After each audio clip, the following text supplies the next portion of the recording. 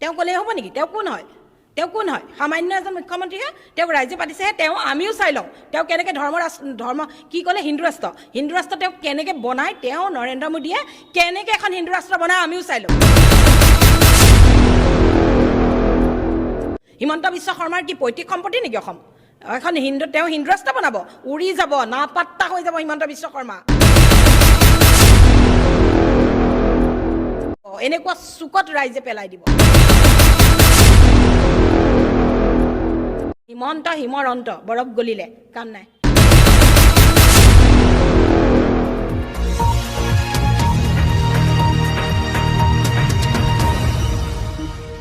মই আহিছোঁ যলৈকে নাযাওঁ, মোৰ অনুৰাগীসকলে মানে মোক কয় যে বাইদেউ বিশ্বনাথ চাৰিআলিৰ বহুত অনুৰাগী আছে, তেখেতসকলেও কয় আমাৰ বিশ্বনাথ চাৰিআলি আহক। আৰু যেতিয়া মই মোৰ কামত আহিছোঁৱে মই এটা আপডেট দিলোঁ, তেখেতসকলে মোক লগ কৰিবলৈ এক ঠাইতটো গোট খাব লাগিব, সেইটোৱে আৰু বেলেগ একো নাই। নহয় আগতে আহিছোঁ।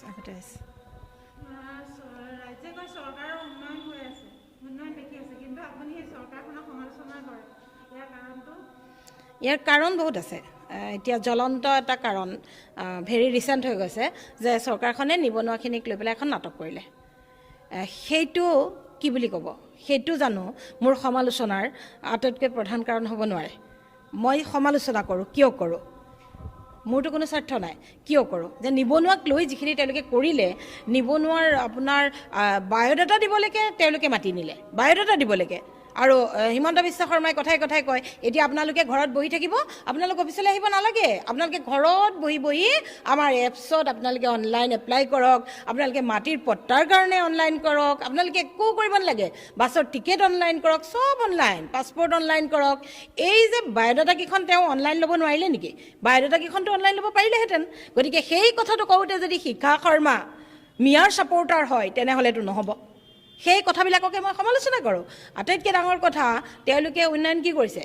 উন্নয়ন হিমন্ত বিশ্ব শৰ্মায়ে উন্নয়ন কৰিছে, ৰাস্তা বনাইছে। তেওঁ কৈছে যে তেওঁ লোন ল'ব।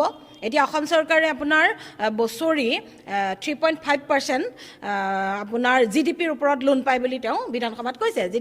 টোটেল GDPৰ ওপৰত 3.5% লোন পায়। আমাৰ এই বছৰ GDP তেওঁ কৈছে যে 4 লাখ কোটি টকা, 4 লাখ হাজাৰ কোটি টকা। 4 লাখ হাজাৰ কোটি টকাৰ যদি আপুনি পাৰ্চেণ্টেজ উলিয়ায়, 3.5%ত যদি উলিয়ায়, বছৰি 14,000 কোটি টকা হয়। 14,000 কোটি টকা অসম চৰকাৰে লোন ল'বৰ কাৰণে লাইবল। এতিয়া 14,000 কোটি টকাৰ ভিতৰত 6 মাহত তেওঁ 11,000 কোটি টকা ল'লে। 11,000 কোটি টকা লৈ তেওঁ কি কৰিব? কোনটো ইণ্ডাষ্ট্ৰি বনালে? তেওঁ কৈছে 11,000 কোটি টকা অলৰেডিটো খৰচেই। তেওঁ কৈছে যে তেওঁ 1900খন দলং বনাব।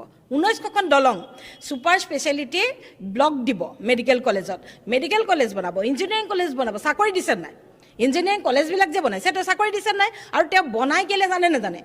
তেওঁ যে দলং বনায়, ফ্লাইঅভাৰ বনায়, বিল্ডিং বনায়, হস্পিটেল বনায়, 1900খন যে তেওঁ দলং বনাব, ছুপাৰ স্পেচিয়েলিটি ব্লক বনাব, কিহৰ কাৰণে বনায় বুলি ভাবিছে?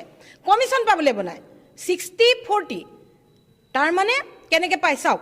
তেওঁ ঠিকা দি দিয়ে, ঠিকাদাৰজনে তেওঁক পইচা দিব। ঠিকাটোতো অসমৰ মানুহক নিদিয়ে, লালুপঞ্জী মানুহক নিদিয়ে। ঠিকাদাৰে ক'ব নেকি হিমন্ত বিশ্ব শৰ্মাই মোৰ পৰা ইমান টকা খালে বুলি? হিমন্ত বিশ্ব শৰ্মাই ৰিচিপ্ট কাটি পেলাই পইচা খাব নেকি? ৰিচিপ্ট কাটিটো নাখায়। গতিকে হিমন্ত বিশ্ব শৰ্মাৰ এতিয়া এটাই কথা যে যিমানে বনাবা সিমানে কমিশ্যন পাম। PWD মিনিষ্টাৰ কোন? PWD minister Himanta Biswa Sarma. যিমানে বনাব সিমানে হিমন্ত বিশ্ব শৰ্মাই কমিশ্যন পাব, সিমানে হিমন্ত বিশ্ব শৰ্মাই নিজৰ কাৰণে টকা গোটাব পাৰিব। গতিকে ধাৰ লৈ পেলাই বিল্ডিং বনোৱাৰ আমি পক্ষপাতি নহয়। তেওঁ ক'লেই হ'ব নেকি? তেওঁ কোন হয়? সামান্য এজন মুখ্যমন্ত্ৰীহে। তেওঁক ৰাইজে পাতিছেহে। তেওঁ আমিও চাই লওঁ তেওঁ কেনেকৈ কি ক'লে হিন্দু ৰাষ্ট্ৰ তেওঁ কেনেকৈ বনায়, তেওঁ নৰেন্দ্ৰ মোদীয়ে কেনেকৈ এখন হিন্দু ৰাষ্ট্ৰ বনায় আমিও চাই ল'ম। আমি মৰি গ'লোঁ নেকি? ইমান সোপা মানুহ মৰি গ'ল নেকি? এইখন কোনো হিন্দু ৰাষ্ট্ৰ নহয়। ইয়াত মুছলিম, খ্ৰীষ্টান, জৈন, শিখ কি ধৰ্ম আছে চবেই ইকুৱেল মৰ্যাদা পাবই লাগিব। হিমন্ত বিশ্ব শৰ্মাৰ কি পৈতৃক সম্পত্তি নেকি অসম? এখন তেওঁ হিন্দু ৰাষ্ট্ৰ বনাব, উৰি যাব, নাপাত্তা হৈ যাব হিমন্ত বিশ্ব শৰ্মা। কোনেও চিনি নাপাব। এনেকুৱা চুকত ৰাইজে পেলাই দিব। কি ভাবিছে তেওঁ? বৰ লেকচাৰ মাৰিবলৈ আহিছে? হিমন্ত হিমৰ অন্ত বৰফ গলিলে, কাম নাই, একদম কাম নাই, গলি গ'ল। Assam Focus।